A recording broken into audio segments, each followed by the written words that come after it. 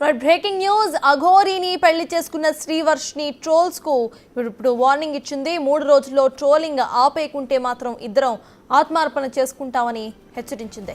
మరోసారి తెలుగు రాష్ట్రాల్లో కాలు పెట్టబోమని, ఉత్తరాఖండ్ వైపు వెళ్లి సెటిల్ అవుతామని అన్నారు. తమపై మోకిలాలో తప్పుడు కేసు పెట్టారని కూడా అన్నారు.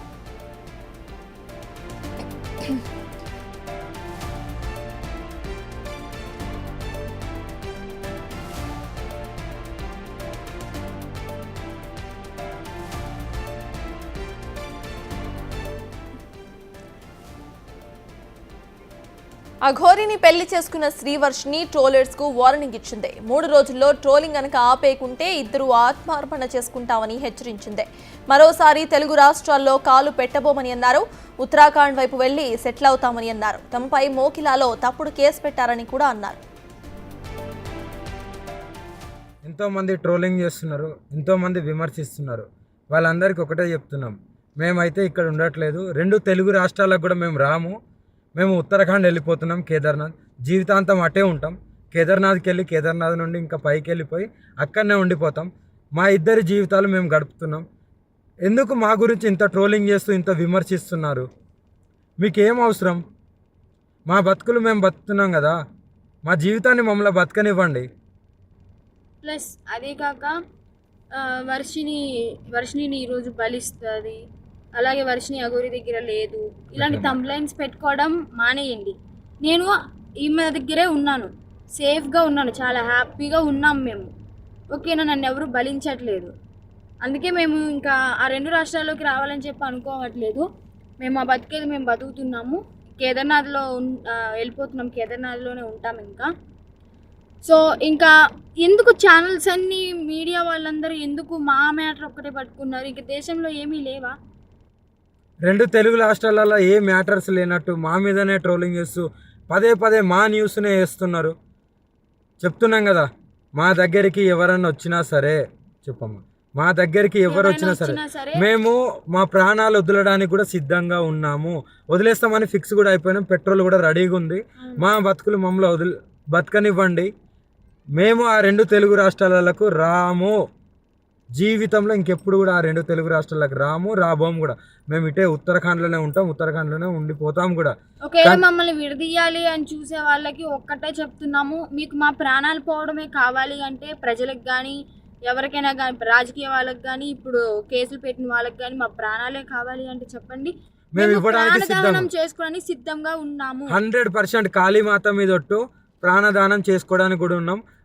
ఇప్పుడు మేము ఎప్పుడైతే మరణిస్తామో పెట్రోల్ పోసుకొని ఈ కార్తో సహా పోతాం కదా, అప్పుడు కూడా మళ్ళీ విమర్శించండి, అప్పుడు కూడా ట్రోలింగ్ చేసుకోండి. 2 ప్రాణాలు పోవడానికి, ప్రత్యేకంగా 2 ప్రాణాలు పోవడానికి ఎవరైతే ట్రోలింగ్ చేస్తున్నారో, ఎవరైతే విమర్శిస్తున్నారో, ఎవరైతే కేసులు పెడుతున్నారో, ఎవరైతే వ్యతిరేకంగా చూస్తున్నారో వాళ్ళందరికీ చెప్తున్నాము. దొంగ కేసులు పెట్టిన వాళ్ళకి కూడా చెప్తున్నాం, 2 ప్రాణాలు పోవడానికి మీరే కారణం. మీకు మా ప్రాణాలు పోతే మీకు ఆనందం అనిపిస్తుంది అంటే దానికి కూడా మేము సిద్ధంగా ఉన్నాము. త్వరలోనే ప్రాణాలు కూడా వదిలిపోతాం. ఎవరైనా మమ్మల్ని పట్టుకోవడానికి వచ్చినా, మా దగ్గరికి వచ్చినా సరే మా ప్రాణాలు వదలడానికి సిద్ధం. అలాగే అసత్య వాక్యాలు చేసే వాళ్ళు కూడా చెప్తున్నాము, ఇది ఆపితే బాగుంటుంది. ట్రోలింగ్స్ కూడా ఆపితే బాగుంటుంది. నేను ఈమె దగ్గర సేఫ్గా ఉన్నాను. మా బతుకు మమ్మల్ని బతకనివ్వండి. మేము బతుకుతున్నాం కదా, మేము మీ రాష్ట్రాలలో కూడా రాము కదా, ఎందుకు మమ్మల్ని బతకనియట్లేదు మీరు? 2 ప్రాణాలు కోల్పోతున్నారు, చూసుకోండి, జాగ్రత్త. రేపటి రోజున మీ ఇంట్లో వాళ్ళు కూడా ఉంటారు. మీడియాలో ఇంకా ఘోరంగా మా గురించి ఏదైనా వస్తే మేము ప్రాణదహనం అయితే చేసేస్తాము. మేము కూడా ఓపిక ఎంతవరకు ఉండాలో అంతవరకు ఉంటుంది. మేము కూడా సహించలేకపోతున్నాము. ఏంటి అసలు ఆ మాటలు ఏంటి, ఆ కంప్లైంట్స్ ఏంటి, వాళ్ళు మీడియా ముందుకు వచ్చి ప్రెస్ మీటింగ్లు పెట్టి వాళ్ళు మాట్లాడే మాటలు చాలా అంటే చాలా ఘోరంగా ఉన్నాయి. మీరు అనుకుంటున్నారేమో కానీ వాళ్ళు అలాగే అంటారు, చనిపోరని. 100% ఆ వీడియో కూడా మీకు పంపిస్తాను, ఎలా మరణిస్తున్నాం అనేది.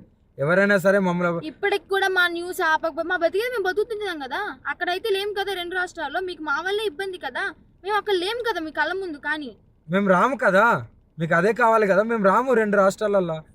మేమేదో ఉత్తరాఖండ్కి వెళ్ళి బతుకుతాము. ఇప్పటికైనా ఆ యూట్యూబ్ వాళ్ళకి కానీ ఎవరికైనా కానీ చెప్పేది ఒకటే, మా న్యూస్లు ఆపేస్తే బాగుంటుంది. ఇంకా దేశంలో చాలా ఉపయోగపడే న్యూస్లు ఉన్నాయి, అవి చూపించండి. మాదొక్కటే కాదు కదా, ఇప్పటికైనా ఆపుతారని చెప్పి 2 ప్రాణాలని తీసుకోవాలనుకుంటే ఇంకా చేసుకోండి. ఇంకా చూసి ఈ వారం రోజులలోనో ఇంకా ఈ 2-3 రోజులలోనో చూస్తాము, లేకుంటే డైరెక్ట్ దహనం అయిపోతాము. అప్పుడు మీరందరూ ఆనందించండి, మీరందరూ ఆనందంగా ఉండండి. మా ప్రాణాలు పోయిన తర్వాత మీరందరూ కలిసి ఆనందంగా విందు భోజనం చేసుకోండి. ఇంకా మోకిరాబాద్లో కేసు అంటారా, ఆమె పెట్టింది చెల్లదు. ఆ జడ్జి ఎవరైతే డబ్బులు వేశారో ఆయన వచ్చి కేసు పెడితేనే చెల్లుతుంది. ఇంకా మొదటి భార్య అంటారా, అది టోటలీ ఫేక్ అని చెప్పి మీకు కూడా అర్థమైపోయి ఉండాలి. అర్థమై ఉంటుందేమో అనుకుంటున్నాము. అది టోటలీ ఫేక్, 100% ఫేక్. రుజువులు లేనిదే ఆమె ఎందుకు మీడియా ముందుకు వచ్చి మాట్లాడుతుంది? అందుకే చెప్తున్నాం, మమ్మల్ని మాలాగా బతకనివ్వండి. మేము చాలా బాగున్నాము, ఆనందంగా ఉన్నాం, కలిసిమెలిసి ఉన్నాం. మా వల్ల మీకు ఎలాంటిది రాదు. మేము ఆ 2 తెలుగు రాష్ట్రాల్లో కూడా రాబోము, మాకు అవసరం లేదు కూడా. ఎంతో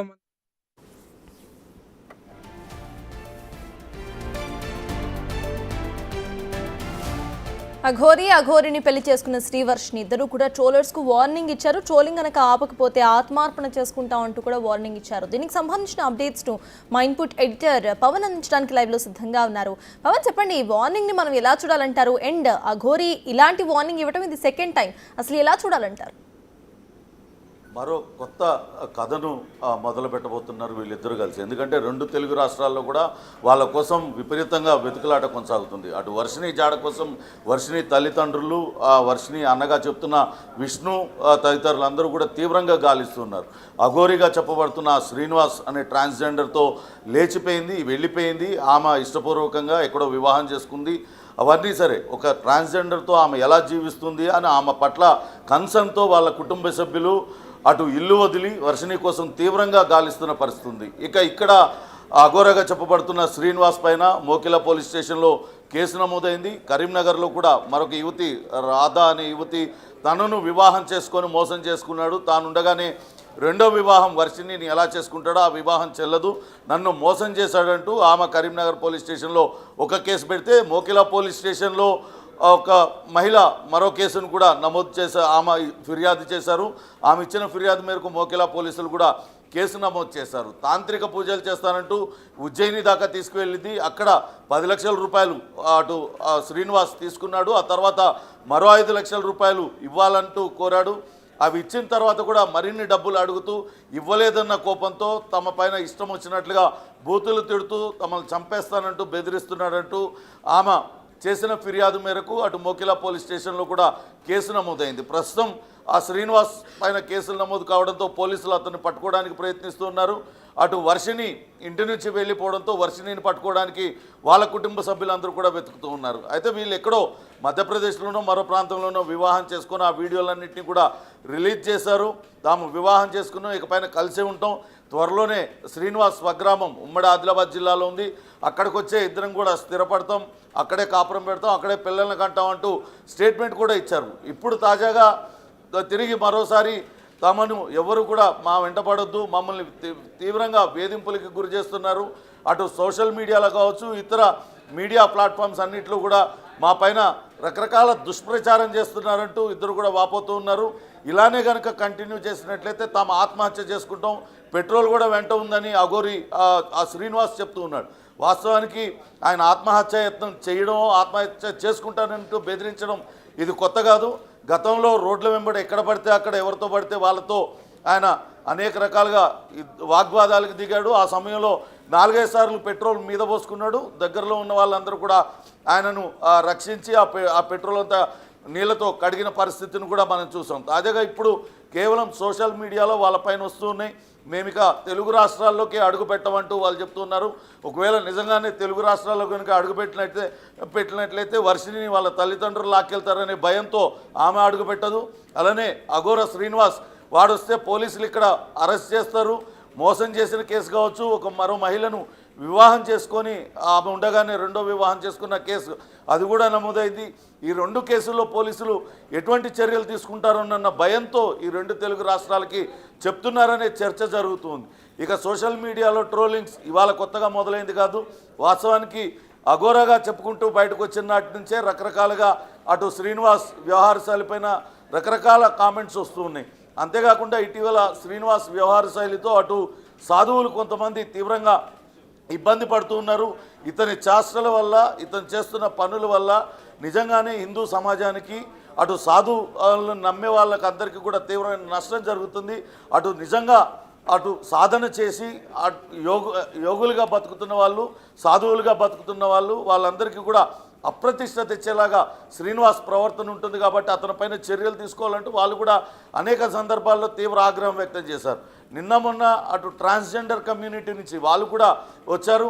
మేము గౌరవప్రదంగా బతుకుతున్నాం, కానీ ఈ ట్రాన్స్జెండర్ ఈ రకంగా మహిళలను, యువతులను రకరకాలుగా మభ్యపెడుతూ మోసం చేస్తూ ఒక దేవుడు అఘోరా సాధన చేశానంటూ, అటు పూజలు చేశానంటూ హిందుత్వాన్ని కూడా మచ్చ తెచ్చే విధంగా ప్రవర్తిస్తున్నాడు.